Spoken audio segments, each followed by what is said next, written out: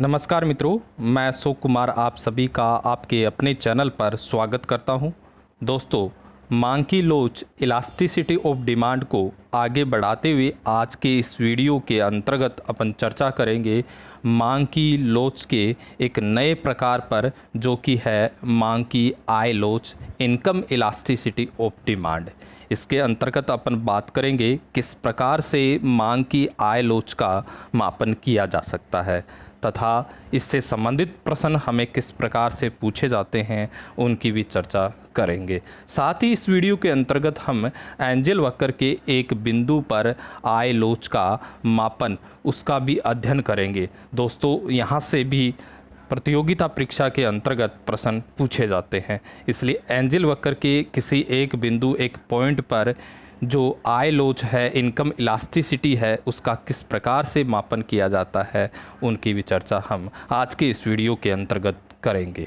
चलते हैं दोस्तों आज के इस टॉपिक पर। यहाँ हम देखते हैं मांग की आय लोच, इनकम इलास्टिसिटी ऑफ डिमांड पर।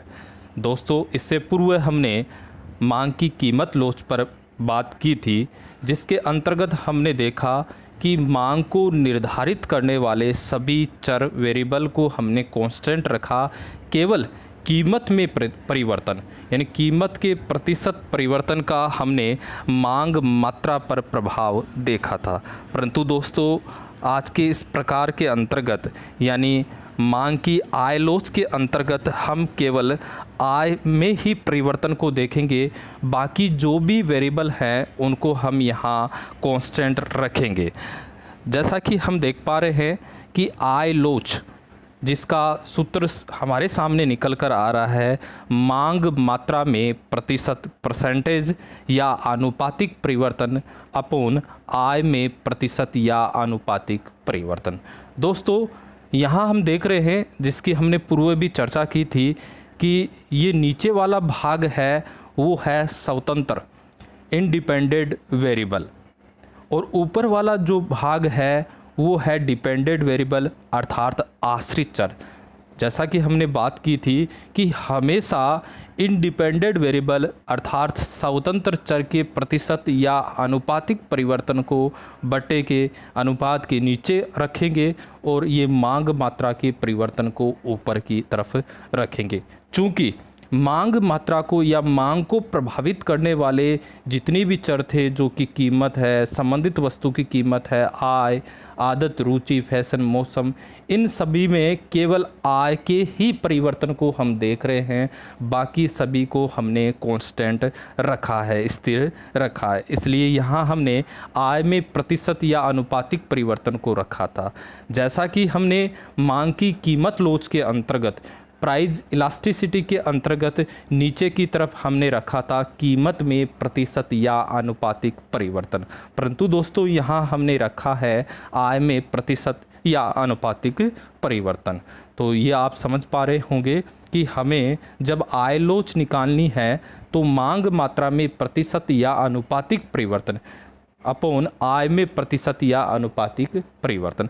तो यहाँ से इसकी परिभाषा ये निकल कर आ रही है कि आय में जो परिवर्तन होता है उसके प्रतिक्रिया स्वरूप जो मांग मात्रा में जो प्रतिक्रिया होती है, उसी के माप को यहाँ हम क्या कहेंगे, आय लोच कहेंगे। अगर सांकेतिक रूप में इसकी बात करें तो हम देखते हैं कि यहाँ हमने लिया है delta Q upon Q into so, अर्थात यह है मांग मात्रा के प्रतिशत परसेंटेज परिवर्तन को दिखा रहा है, क्योंकि डेल्टा क्यू का मतलब है मांग मात्रा में होने वाला परिवर्तन, जबकि क्यू है आरंभिक मांग मात्रा, जबकि यहाँ delta M upon M into 100 है, वो है आय में प्रतिशत या आनुपातिक परिवर्तन, जिसके अंतर्गत डेल्टा एम है आय में परिवर्तन और एम है आरंभिक आय। हम यहाँ इसको सरल करेंगे तो 100 से 100 यानी 100 से 100 कैंसिल हुआ, और ये इस प्रकार से होगा डेल्टा क्यू अपोन क्यू, ठीक है, और ये भाग का निशान डेल्टा एम अपोन एम। इसको और अधिक सरल करेंगे तो डेल्टा क्यू अपोन क्यू ये हो जाएगा इनटू, और जब इसको भाग को गुणा में बदलेंगे तो क्या होगा, m अपॉन डेल्टा m। अब इसको और तरीके से हम व्यवस्थित करेंगे तो m को इधर ले आएँ और डेल्टा q को इधर ले आएँ, किसी प्रकार का कोई प्रभाव नहीं पड़ेगा, क्योंकि 2 इंटू 3 या 3 इंटू 2 लिखें, मान में किसी प्रकार का कोई परिवर्तन नहीं होगा। तो यहाँ हमारे सामने आखिर जो आय लोच का सूत्र निकल कर आ रहा है वो है m upon Q into delta Q upon delta m। परंतु हमने जब कीमत लोच की बात की थी, प्राइस इलास्टिसिटी की बात की थी, तब हमारे सामने जो सूत्र निकल कर आया था वो था p upon Q into delta Q upon delta m। दोस्तों डेल्टा p, दोस्तों उसमें और इसमें मात्र इतना ही फ़र्क है कि वहाँ हमने जो इंडिपेंडेंट वेरिएबल स्वतंत्र चर रखा था वो रखा था कीमत, तो इसलिए यहाँ क्या रखा गया है, कीमत, और यहाँ इसके स्थान पर क्या रख दिया हमने, आय को। तो जहाँ P है वहाँ हमने क्या रख दिया, M को। तो इस प्रकार से भी आप इसको ध्यान में रख सकते हो। तो इस प्रकार ये सूत्र निकल कर आया है। इससे संबंधित कुछ क्वेश्चनों पर हम बात करते हैं। यदि उपभोक्ता की आय 100 रुपये से बढ़कर 110 रुपये हो जाए, इनकम की बात की जा रही है, वो 100 रुपये से 110 रुपये, तो किसी वस्तु की मांग 400 इकाई से बढ़कर 450 इकाइयाँ हो जाती है, तो आय लोच क्या होगी, इसकी बात करते हैं। तो दोस्तों M जो प्रारंभिक आय है वो कितनी है, 100 है, जैसा कि क्वेश्चन में दिया हुआ है। बाद में कितनी हो गई, M1 110 है। यहाँ अगर हम क्वांटिटी की बात करें तो पहले 400 इकाई थी और वो कितनी हो गई, 450 इकाई। ये सारा का सारा सवाल के अंतर्गत, क्वेश्चन के अंतर्गत दिया हुआ है। इससे आगे हमें क्या करना है वो देखिए। यहाँ हम आय के परिवर्तन को लेंगे, डेल्टा m को लेंगे, तो क्या होगा, m1 माइनस m, ठीक है। तो 110 माइनस 100 यानी 10। और यहाँ हम देखेंगे डेल्टा क्यू लेंगे, जो कि मांग मात्रा क्वांटिटी के परिवर्तन को है, Q1 माइनस क्यू। Q1 कितना है, 450, और ये कितना है, 400, अर्थात क्या निकल कर आया, 50। अब जैसा कि हमने सूत्र निकाला था, EI बराबर इनकम इलास्टिसिटी बराबर M upon Q into delta Q upon delta M। यहाँ M प्रारंभिक कितना है, 100 है, 100 है, वो रख दिया। Q कितना है, 400 इकाई है, वो रख दिया। डेल्टा क्यू कितना है, 50 है, वो रख दिया। और डेल्टा M कितना है, 10 है, वो रख दिया। इस प्रकार यहाँ हम इसको सरल करेंगे, ये तो हमारे सामने क्या निकल कर आएगा, 5/4। अगर इसको और सरल करेंगे तो क्या आएगा, EI बराबर 1.25 1.25। ये हमारे सामने यहाँ इनकम इलास्टिसिटी निकल कर आई है। तो इस प्रकार से भी आपसे अर्थशास्त्र विषय से संबंधित प्रतियोगिता परीक्षाओं में प्रश्न पूछा जा सकता है। दूसरे उदाहरण के अंतर्गत चलते हम। यहाँ जयपुर में आय के फलस्वरूप मारुति कारों की मांग का जो समीकरण है वो निम्न प्रकार से दिया हुआ है। Q बराबर 15,000 प्लस 5M। यहाँ Q है वस्तु की मांग मात्रा, अर्थात कारों की मांग मात्रा, जबकि M है जयपुर में निवासियों की प्रति व्यक्ति वार्षिक आय। यदि दिल्ली के लोगों की जयपुर के लोगों की प्रति व्यक्ति आय 10,000 रुपये है, ठीक है, तो मांग की आय लोच ज्ञात करें। यहाँ हमको ये मांग का समीकरण दे रखा है और यहाँ उनकी आय दे रखी है 10,000 रुपये। जबकि दोस्तों ऊपर वाले एग्जाम्पल के अंतर्गत हमने देखा कि हमें प्रारंभिक आय और बाद वाली आय भी दे रखी है, और यहाँ जो मांग मात्रा है, क्वांटिटी है, वो भी दे रखी है कि प्रारंभ में 400 इकाई थी, बाद में कितनी होगी, 450 इकाई। परंतु यहाँ इस प्रकार से हमें नहीं दिया गया है, ये समीकरण के रूप में हमें दिया गया है। तो दोस्तों हमें इसे अवकलन रूप के अंतर्गत सरल करना होगा। चलते हैं दोस्तों, इसको हम किस प्रकार से हल कर पाएंगे उस पर चलते हैं। जैसा कि समीकरण हमें दे रखा था, Q बराबर 15,000 प्लस 5M। एम भी हमें दे रखा था, वो कितना था 10,000। तो हमने यहाँ ये 15,000 5 इंटू यहाँ हमने एम के स्थान पर 10,000 रख दिया, तो कितना 50 और 15,000 अर्थात 65,000 ये क्यू निकल कर आया है। अगर यहाँ सूत्र की बात करें तो एम अपॉन क्यू इंटू यहाँ डेल्टा के स्थान पर हमने क्या लिख दिया है, D Q upon D M, अर्थात ये अवकलन रूप में है। ठीक है, और अवकलन रूप का प्रयोग तब करना है जब हमें क्वेश्चन में समीकरण दिया हो और उसके अंतर्गत हमें ये पता नहीं कि m की प्रारंभिक मान क्या है और m1 कितना है, q कितना है, q1 कितना है, उसके बारे में पता नहीं हो, तब हमें अवकलन रूप के आधार पर इसको हल करना होगा। तो दोस्तों यहाँ हम देखेंगे कि m हमारे को दे रखा है 10,000, ये जैसा कि दे रखा है, और Q हमारे पास है 65,000। अब यहाँ हम इस सूत्र के अंतर्गत देखेंगे कि दो मान तो हमें पता है लेकिन इसका पता नहीं है, इसलिए हम यहाँ क्या करेंगे, Q का M के सापेक्ष अवकलन करेंगे।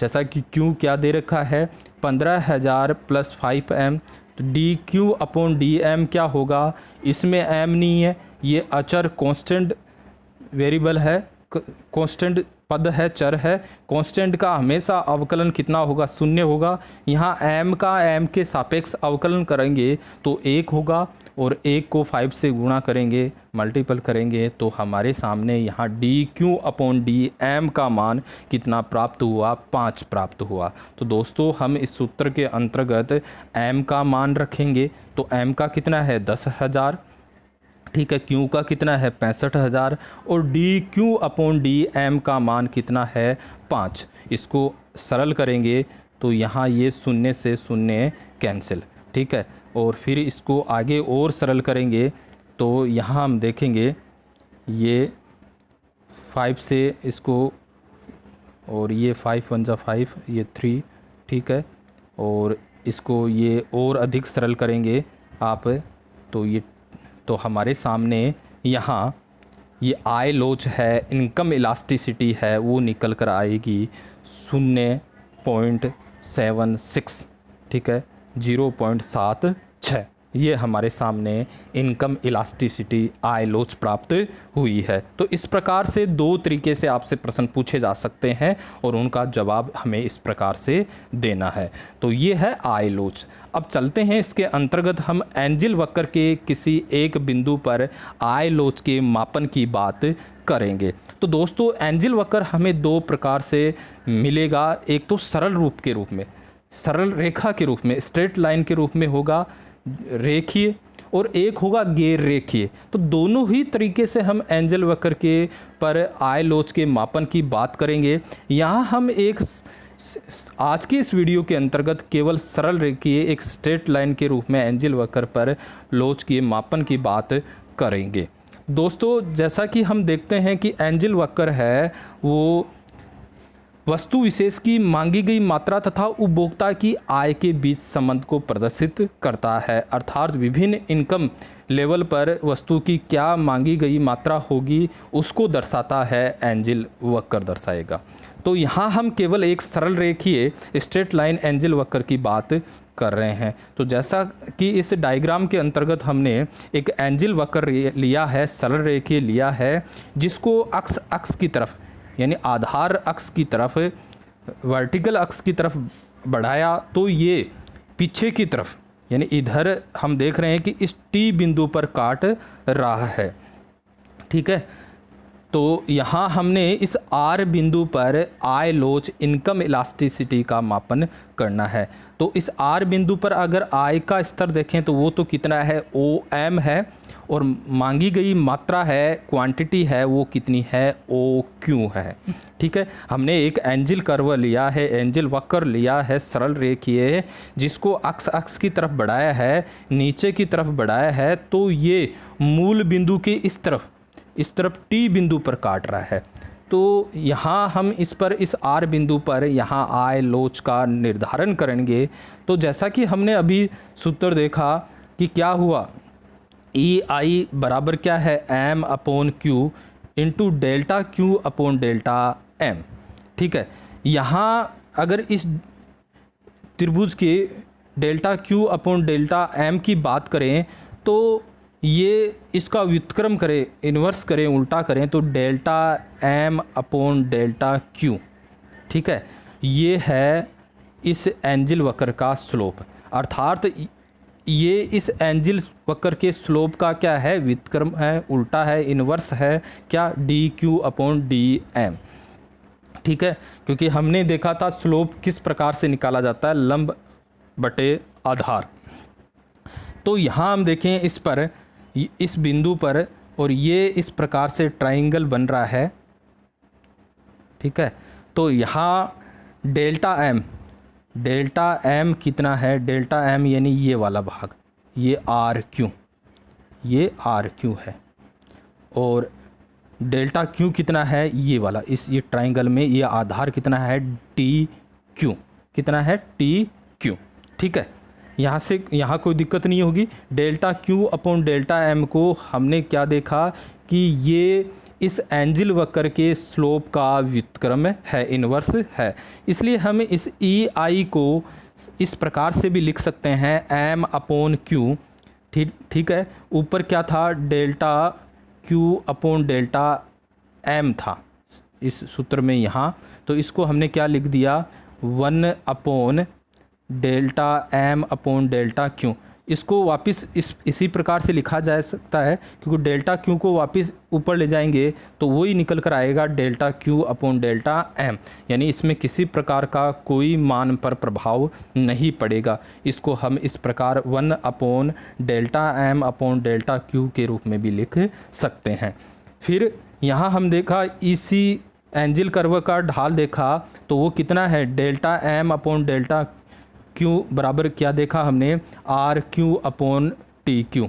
ये ट्राइंगल बन रहा है तो इसमें ये लंब तो कितना है, आर क्यू, और ये आधार कितना है, टी क्यू। ठीक है, कोई दिक्कत नहीं होगी। और एम कितना है, ये मात्रा कितनी है, ओ एम बराबर कितनी है, आर क्यू, और क्यू बराबर कितना है, ये रहा ओ क्यू, ये रहा ओ क्यू।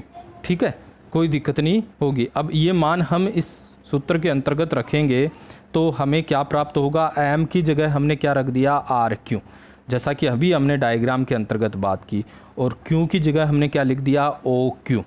ठीक है, और delta M upon delta Q की जगह हमने क्या लिख दिया, R Q upon T Q.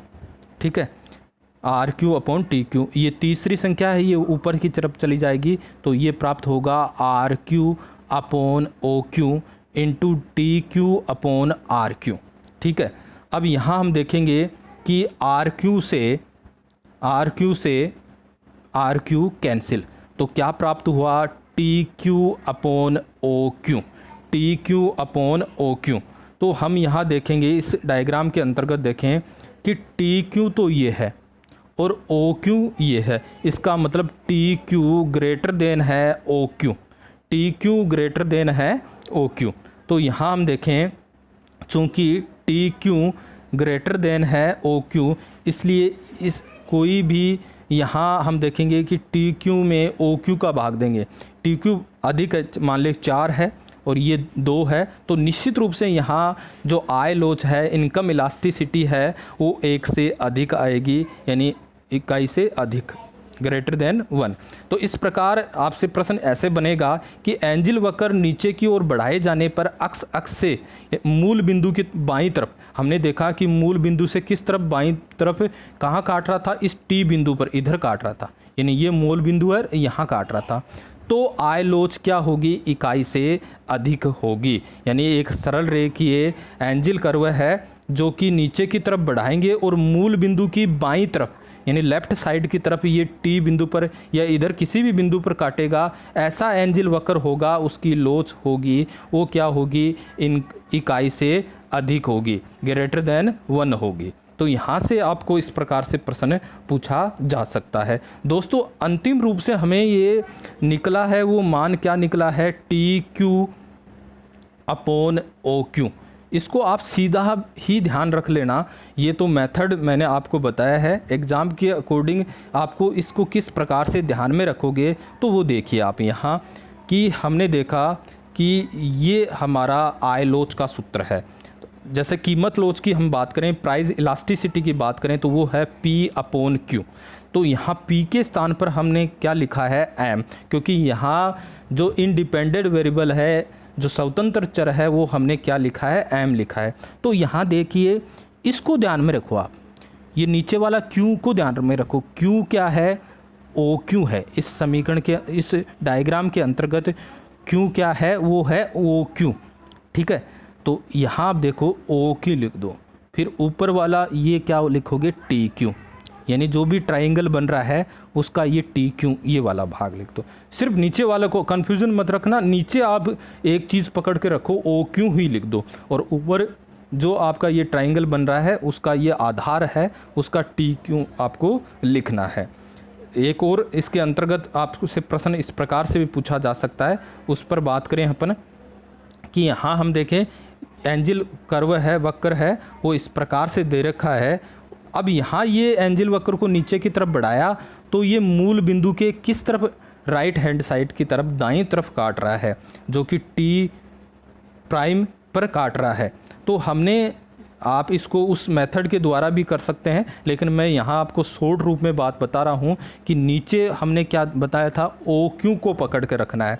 तो यहाँ OQ क्या है, OQ' है, ठीक है। और ये बन रहा है ट्राइंगल, और इसका आधार कितना है, T'Q'। तो T'Q' को हमने ऊपर की तरफ लिख दिया है। चूंकि इस डायग्राम को हम देख रहे हैं और उसके अंतर्गत हमें समझ में आ रहा है कि OQ तो ये है और T'Q ये है, इसका मतलब OQ ग्रेटर देन है T'Q' से, ठीक है, यानी OQ बड़ा है। जब नीचे वाला मान बड़ा होगा, अर्थात ये इस प्रकार हो 2/4, तो निश्चित रूप से यहाँ मान है वो इकाई से क्या आएगा, छोटा आएगा, यानी आय लोच, इनकम इलास्टिसिटी का मान इकाई से 1 से कम रहेगा। अतः एंजिल वक्र नीचे की ओर बढ़ाए जाने पर अक्ष से मूल बिंदु के दाहिनी ओर मिलता है, राइट हैंड तरफ मिलता है, तो आय लोच 1 से क्या होगी, कम होगी। इसको इस तरीके से भी आप कर सकते हो, ये जैसा कि मैंने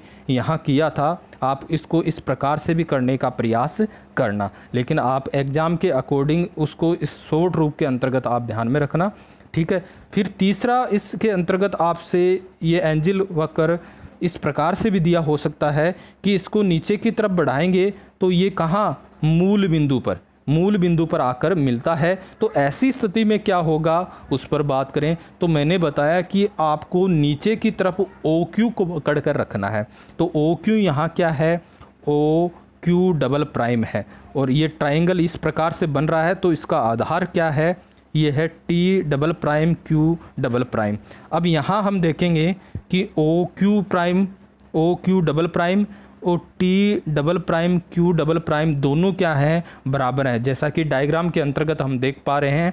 इसलिए यहाँ जो लोच है, आय लोच है, इनकम इलास्टिसिटी है, वो क्या होगी, इकाई के बराबर होगी। तो आपसे एग्जाम में इस प्रकार से प्रश्न पूछा जाएगा कि एंजिल वक्र एक स्ट्रेट लाइन, सीधा रेखीय एक एंजिल वक्र है, जिसको नीचे की तरफ बढ़ाया तो मूल बिंदु से आकर मिलता है, तो उसके आधार पर उसकी आय लोच, इनकम इलास्टिसिटी क्या प्राप्त होगी, तो वो होगी इकाई के बराबर। तो दोस्तों, आज के इस वीडियो के अंतर्गत हमने आय लोच के मापन की बात की, साथ ही हमने सरल रेखीय स्ट्रेट लाइन एंजिल वक्र के पर किसी बिंदु पर आय लोच, इनकम इलास्टिसिटी की भी बात की है।